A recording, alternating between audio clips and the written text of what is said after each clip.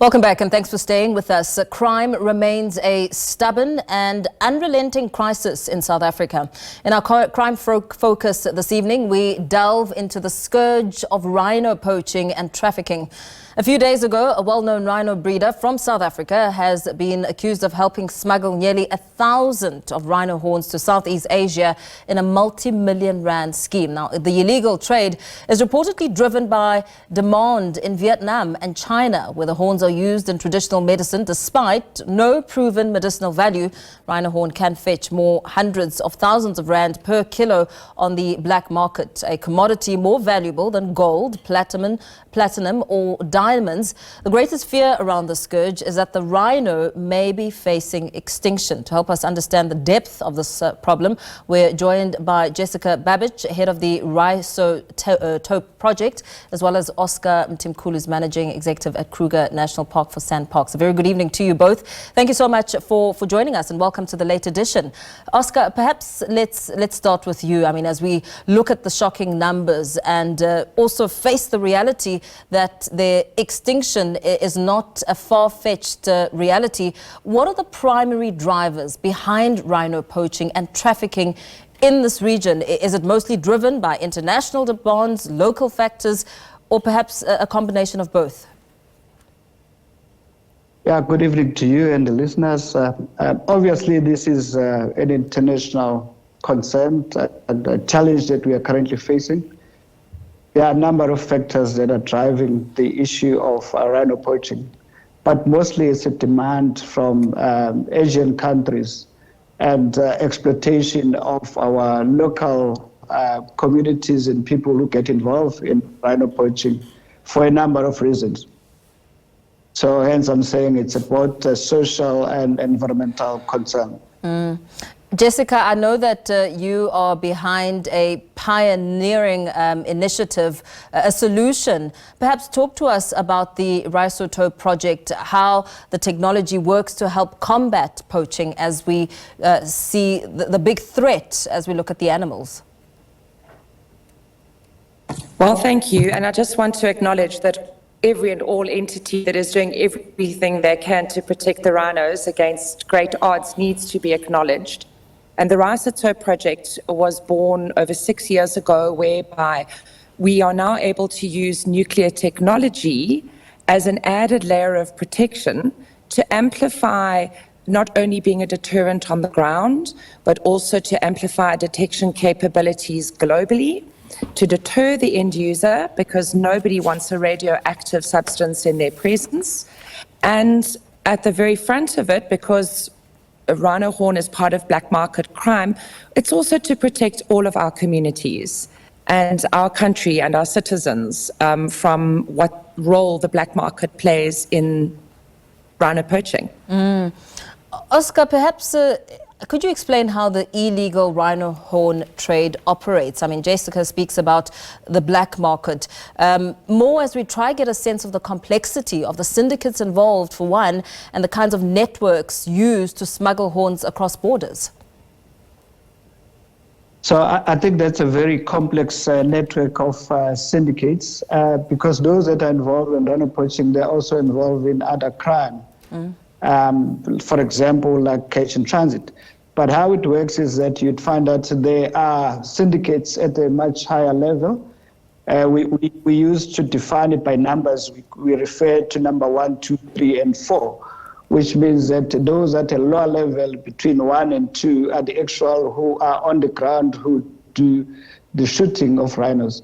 And there are those in between who are really used to transport and link up with those syndicates that are at a higher level. So that's how deep and difficult and complex it is, because most of those are not necessarily locally in the country, and we find that some of them abroad, but normally your main syndicates are found in the country, and they use illegal routes to take the horns out of the country. Sure. Jessica, as you developed an initiative working with the teams and various entities, Oscar speaks about the layered approach, the complexities. What were some of the biggest challenges you faced during the 6 years of research and development as you looked at the key factors and how to solve these challenges? Well, as Oscar pointed out, this is a very complex situation. There's no single solution and there is no silver bullet. And one of the things that we are trying to continue to support is pioneering technology, which has helped protect our endangered species on so many levels. But this is the first time that we are using nuclear technology, piggybacking on a multi-billion-dollar nuclear security infrastructure, because we would like this project to contribute to not only deterring poaching on the ground, protecting our local communities. When people are caught with any nuclear or radioactive material, it is subject to much harsher sentencing. We, for example, in South Africa, it's considered a crime against the state. Then, using the multi-billion-dollar infrastructure, we want to increase detection capabilities globally, up the ante in prosecutorial results, and then deter the end user. Yeah. So it's a very complex and multi-layered approach, as Oscar says, and we are hoping that by using this pioneering technology, we can help change the game a little bit. We can really put something back into trying to stop this scourge, because black market crime affects all communities on the planet. And we need to protect the species. They've been on the planet for 50 million years and they need to keep their horns. Yeah, absolutely. Oscar, in your experience, how does rhino trafficking impact local communities around the parks, the Kruger National Park and other conservation areas? Well, I think firstly, it's the opportunity that our local communities are robbed, because in essence, these kind of assets, natural assets, and these species belongs to this community, and it comes with a number of opportunities from a tourism point of view and livelihood point of view. But also it's the people that are involved in protecting rhinos that risk their lives to protect the rhino. And I think it goes beyond that, because then from a society point of view, those people that are involved in rhino poaching and trafficking are also involved in other crimes. So it just becomes a vicious cycle in terms of it as a network. I think it makes the whole society and the communities that living around these assets, vulnerable to this kind of criminals that are really undesirable in our society. Yeah, absolutely. Jessica, you made mention of using nuclear technology. Is the radioactive material used completely safe for the rhinos and their ecosystem? Yes, absolutely, 100%. The whole goal of this project is the animal safety first. And that is why it has taken us so long in collaboration with Wits University. Professor James Larkin is the project's chief scientific officer. And we've taken this long to get to this point because we needed to make sure that we were doing everything stringently, that we had full approval and authorization from our regulator, from Animal Ethics Committee at Wits, and so on.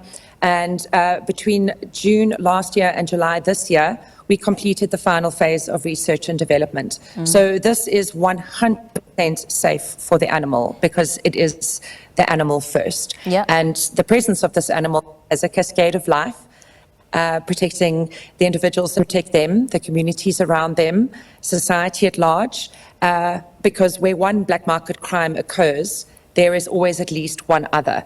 There are weapons, drugs, wildlife trafficking and human trafficking. So by helping to combat this through rhinos as the ambassador species, we want to have a cascade of support and positive results for all of those that are looking after the species and in the name of the species.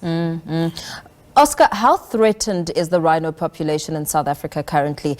Are we now at approaching a point where, you know, it's a critical tipping point for certain species?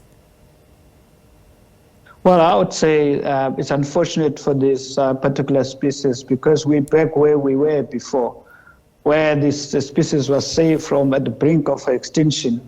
But I think as it stands now, we still have a population that can be able to bounce back.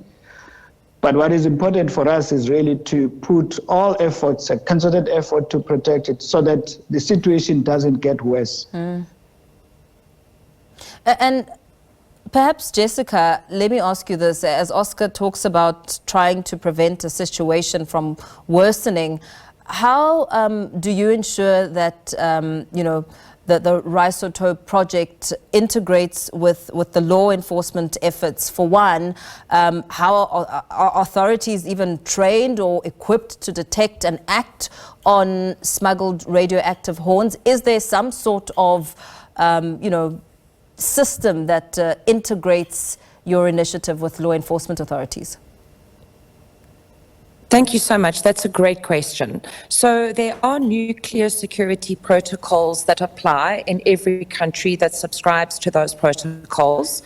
And sort of piggybacking on the back of the Risoto project is going to be a multi-layered approach where we integrate with communications on a community level, on a local community, provincial law enforcement level, national law enforcement. So those dialogues are going to be continuous, and then that's also going to spread onto a global level with airlines, with security pertaining to airlines, border authorities. A lot of our research and development over the past few years was supported by the International Atomic Energy Agency in association with NECSA, the Nuclear Energy Corporation of South Africa.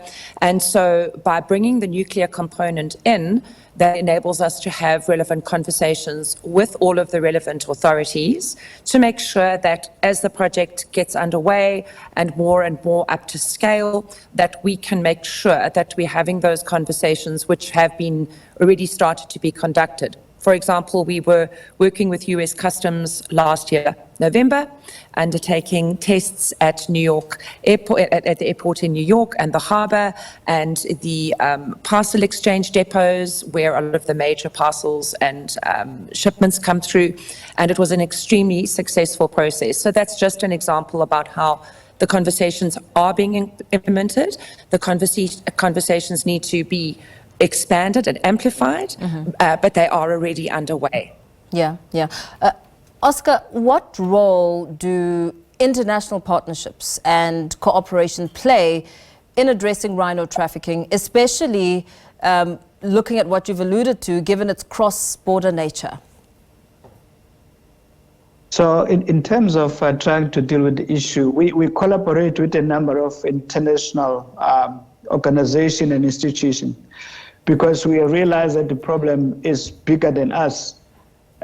So in terms of their contribution, we are saying we have launched the Rhino Renaissance program, which we are saying we need to change the narrative. But changing the narrative, there has to be substance to it in terms of working together, coming together into partnership.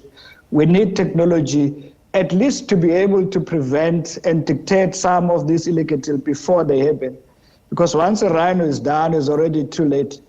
So any kind of technology innovation that could help as a force multiplier, I think it would go a long way for us to protect the species.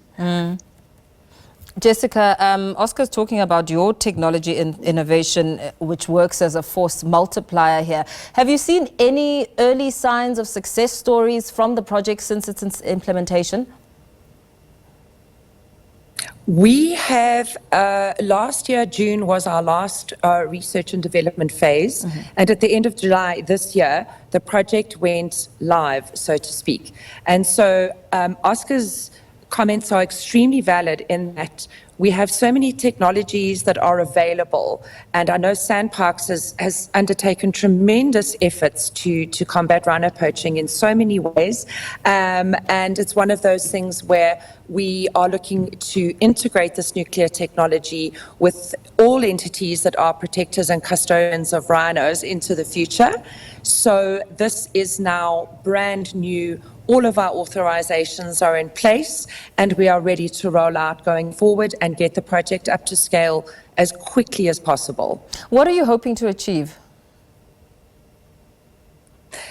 Well, at the end of the day, we would like to treat as many of our rhinos nationally as possible, and also bring the technology to other states within Africa that are also rhino custodians, Botswana, Namibia, throughout Central and Southern Africa. Because if we, well, from a Risoto perspective, we've started with rhinos, but we've also, in parallel to this, been undertaking research with regards to how we treat elephant tusks, pangolins, possibly plant species like cycads. So this technology is meant to support.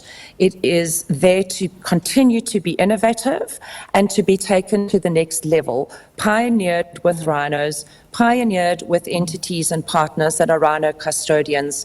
And so with the launch of the project going live, as it were, at the end of July, now we just need to keep working with all of the integrated partners and collaborators, grow our support base and roll this tech out. Imagine if we could treat our national population of rhinos and have all the horns radioactive. If we can deter the end market, if we can put off that entire aspect of what rhino horn means on the black market, then we will have succeeded. Yeah. We will have succeeded. Yeah.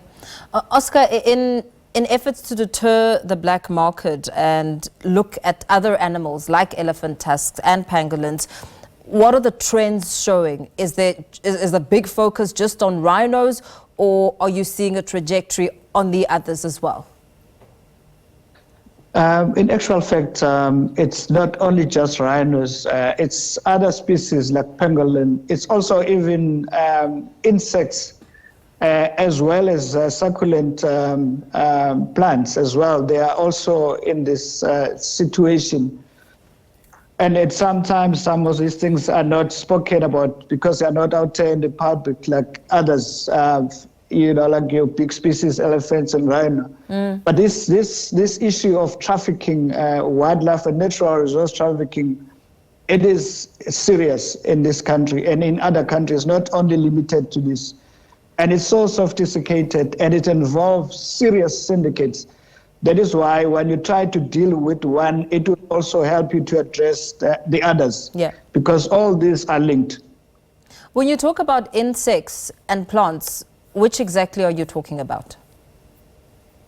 So you have mainly some succulent plants that were found in the arid region that we have identified as being popular in terms of the smuggling. And in terms of other species of insects, although I can't be specific on the specific insects, but we do find that it's insects, it's also reptiles that are also in the mix. And it's all well documented in some cases, but it's just that maybe the focus, and they are not in the spotlight as much as the issues of elephants and rhino that we're talking about. But as I indicated, it's a very complex, syndicated, illegal trafficking of natural resources. When you talk about insects and succulent plants, are we essentially looking at some of the same reasons, believing that there is some sort of medicinal benefit to people, and that's why they would become such a huge target, or is it completely different? What are the dynamics there? So there are different dynamics, and some of these mainly plants, it could also be medicinal, but also they take them as garden plants. So as your reptiles and others, they're taken as pets. And for any other reasons, some of them we may necessarily, I think we have comprehend what are the other reasons behind them. But the fact that they're already happening, if we don't nip it in the bud, it's going to be getting out of control and it becomes more problem in the future. And very lastly, Oscar, do you think you are well on your way of nipping it in the bud as you look at the efforts that are underway to save these animals? Well, I think the collaborative efforts and initiatives and partnerships that we have and the successes that we have had in the past, I think it points towards a positive outcome at the end. But the bottom line is that this is not for only specific individual law enforcement conservation. This is everybody's business. As citizens of this country and the global community, we should be concerned and be able to assist in this situation, because these species, they play a significant role in the ecosystem. They are not confined into the areas where they really originate from. Very well. Thank you so much, sir. Thank you to you both. Wrapping up the discussion with Oscar Mtimkulu, who's Managing Executive at the Kruger National Park for Sand Parks, as well as Jessica Babbage, who is head of the Risoto project. Thank you so much for being on the show this evening. Thank you so much for having us. Thank you for having us. And that's how we wrap up the crime focus this evening. We do continue on the other side of this with more news at the top of the hour. Stay with us.